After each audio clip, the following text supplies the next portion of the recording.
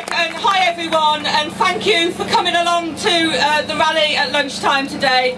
Colleagues, I bring solidarity greetings both as the President of the Union and as a striker myself, not only from me but from all members of the National Executive Committee who were speaking at rallies at lunchtime today across the UK, and also from Mark Sawatka, our General Secretary.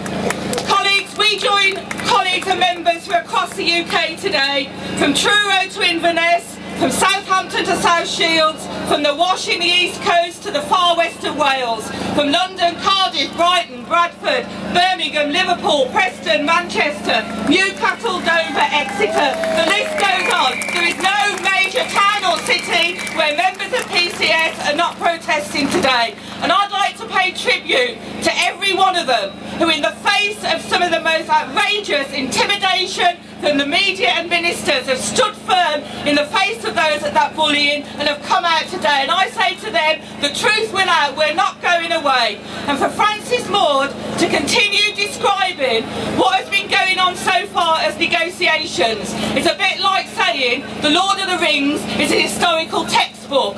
The negotiations have been fantasy. When you're sitting in the same room as someone, it doesn't automatically mean that you're negotiating with them.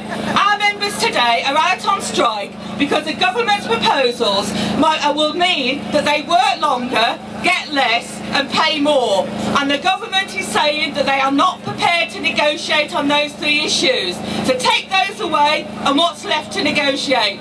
Now, if a result of the protests and anger that they're seeing today, they come back and say they will take that off the table and have proper negotiations, then all well and good. And we'll sit down there and we'll negotiate with them, and we'll come back to you with the outcome of those negotiations, and you will decide whether it's acceptable or not. Colleagues, I think people instinctively understand that the attack on pensions is grossly unfair, but it's also part and parcel of a cuts and privatisation programme that has been implemented by a government of millionaires that wants us to pay even more than the 1.3 billion that we've collectively handed over to the banks to bail them out of the crisis. Even in the past day or two, the Tories have been forced into conceding that public sector pensions, our pensions, are not only sustainable, but the costs are actually falling. So scandalously, what they now try and do is try and concoct some sort of moral argument that says because private sector workers have had their pensions stolen from them, that we should suffer the same fate. I need to be absolutely clear. PCS will not allow a cabinet of millionaires to divide working people, whether they work in the public or the private sector. We utterly reject the idea that there should be any division between public and private sector workers. This is not a race to the bottom. It's about the fundamental right in any civilised society that everyone should be entitled to a fair pension.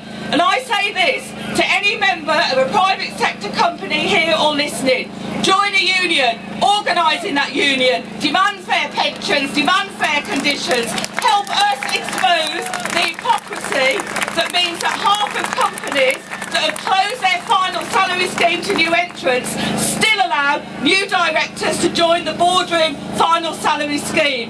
There's only one group in this that's all together, and that's ordinary working folk, whether you work in the private or the public sector. Join us in standing together for workers' pensions, and we'll be there standing firm in solidarity with your rights, as I believe you're here today.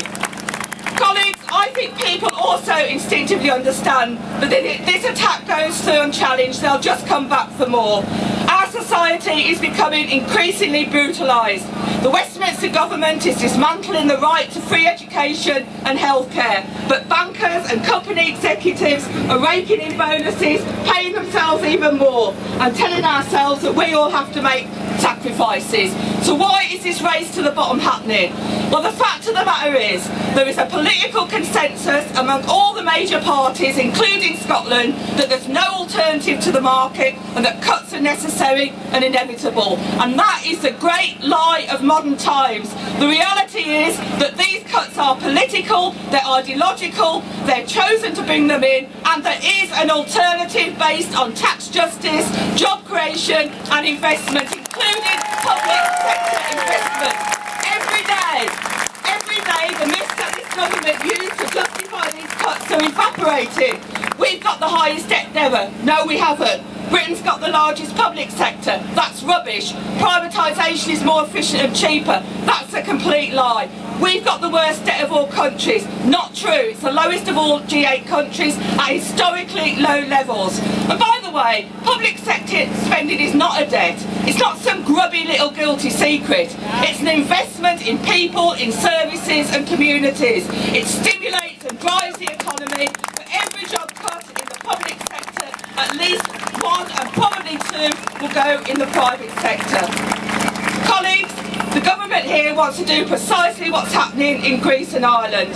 The simple fact is that the Tories want public sector pensions reform in order to make the privatisation of services affordable. Their philosophy is from each according to their vulnerability to each according to their greed.